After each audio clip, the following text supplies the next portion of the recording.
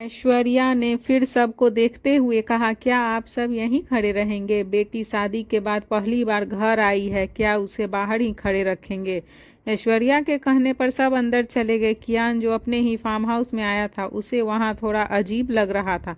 उसने चारों तरफ देखते हुए खुद से कहा, क्या यह मेरा फार्म हाउस है? मुझे ऐसा लग ही नहीं रहा कि यह मेरा घर है। कियान राहुल के साथ ही बैठा था। स्वाति और आशु दोनों ही उन दोनों को अपनी बातों से एंटरटेन कर रहे थे। कियान को वे दोनों ही तोते जैसी लग रही थी, जो बस बोले ही जा रही थी। उसे दोनों की बकबक में कोई इंटरेस्ट नहीं था। वहीं उधर सुहानी अपने मामा के साथ उसके रूम में आ गई। रूम में एंटर करते ही अनंत ने सुहानी से पहला सवाल किया, क्या वह तुम्हारी पास्ट लाइफ के बारे में सब जानता है? सुहानी ने सोचते हुए उन्हें कहा, पता नहीं। यह सुनकर अनंत ने उसे देखते हुए कहा, क्या तुम उसे बताओगी नहीं? सुहानी ने फिर से सोचते हुए कहा, ऑलरेडी कियान ने मेरी वजह से राघव से दुश्मनी कर ली है। मैं उसे खुद की वजह से और प्रॉब्लम में नहीं डाल सकती। आप तो जानते ही हैं ना, वे लोग मुझे अभी भी ढूंढ रहे हैं। जब तक वे मुझे मार नहीं देते, वे लोग ऐसे ही मुझे ढूंढते रहेंगे। सुहानी की बात सुनकर अनंत ने उसे कंधे पर अपना हाथ रखकर उससे कंसोल करते हुए कहा, मैं हूं ना तुम्हारे साथ, तुम अकेली नहीं हो बेटा। हम मिलकर उन लोगों से तुम्हारे माँ बाप की मौत का बदला लेंगे। अपने पास्ट की याद आते ही सुहानी की आंखें नम हो गई। तभी उसने अपने इमोशंस को कंट्रोल करते हुए कहा, कुछ पता चला आपको उन लोगों के बारे में?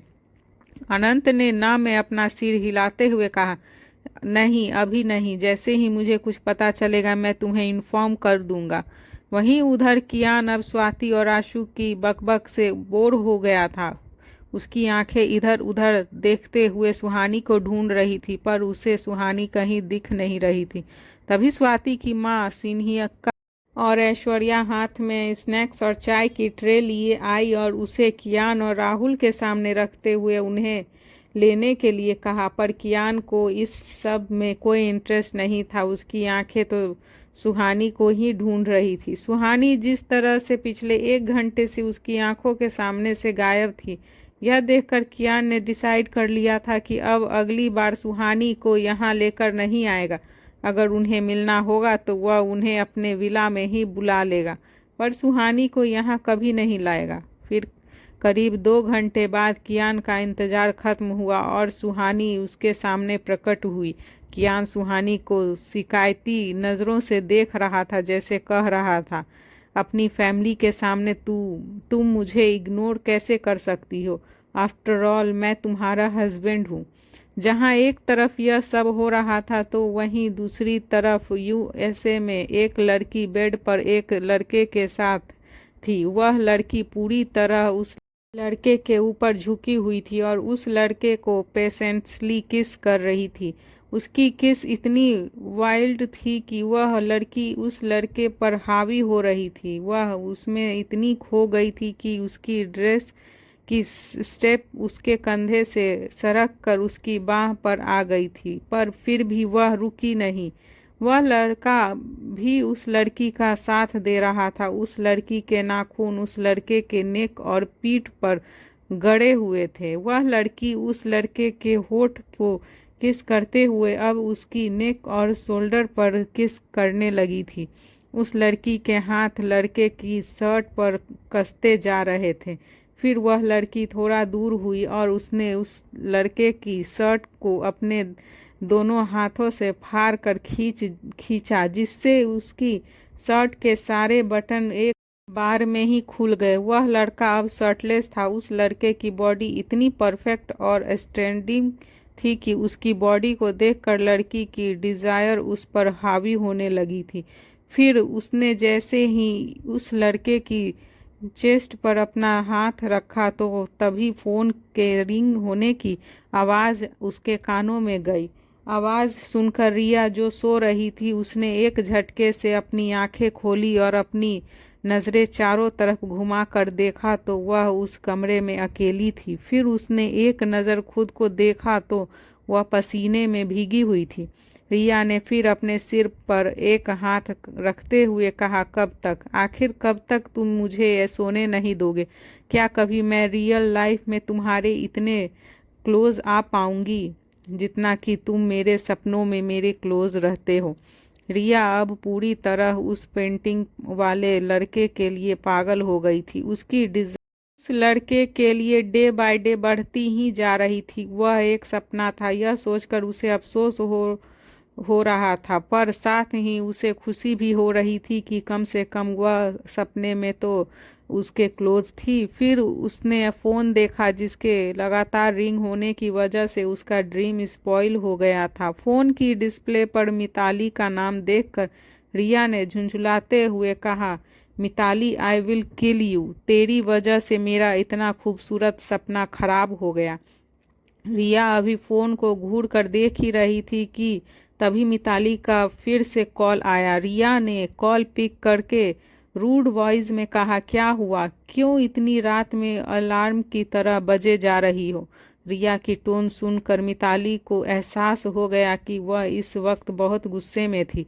तभी मिताली ने डरते हुए उससे कहा, I am sorry to disturb you यार, पर बात ही कुछ ऐसी थी कि मुझे कॉल करना पड़ा।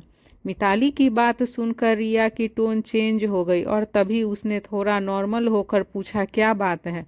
मिताली रिया का नेचर जानती थी। उसे पता था कि जो बात वह रिया को बताने वाली थी उसे सुनकर रिया सूर्पनखा बन जाएगी, इसीलिए वह रिया से डर रही थी। तभी मिताली ने थोड़ी हिम्मत जुटाकर और एक गहरी सांस लेकर कहा, कुछ पता चला है तेरे हीरो के बारे में? मिताली की बात सुनकर रिया ने एक्साइटेड होते होकर कहा, अब देर मत कर, जल्दी से बता तुझे क्या पता चला है।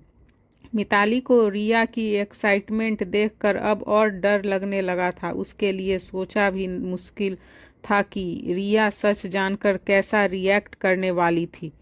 फिर रिया के और 2-3 बार पूछने पर मिताली ने एक लंबी सांस ली और कहा, तेरे हीरो ने शादी कर ली है। मिताली के कहने के अगले पल ही 1 मिनट के लिए कॉल पर शांति छा गई। दोनों में से किसी ने कुछ नहीं कहा। मिताली रिया की तेज चलती सांसों को कॉल पर सुन पा रही थी। तभी रिया की एरोगेंट आवाज़ मिताली के कानों में पड़ी, क्या बकवास कर रही है? मिताली ने डरते हुए कहा, यह सच है। मिताली ने इतना ही कहा था कि तभी उसके कानों के कुछ टूटने की आवाज़ आई और कॉल डिस्कनेक्ट हो गया। दरअसल मिताली ने जब इस बात को कंफर्म किया कि उसके हीरो ने सच में शादी कर ली थी तो रिया ने उसी टाइम अपना फ़ोन वॉल पर फेंक कर मारा था, जिसकी वजह से उसका फ़ोन कई टुकड़ों में टूटकर इधर उधर बिखर गया। फिर रिया टर्न हुई और उसने पेंटिंग को देखते हुए कहा, नो नो नो, तुम ऐसा नहीं कर सकते। मैं 2 साल से तुम्हारे पीछे हूँ और तुमने शादी कर ली। नो, तुम किसी और के नहीं हो सकते। You are only mine.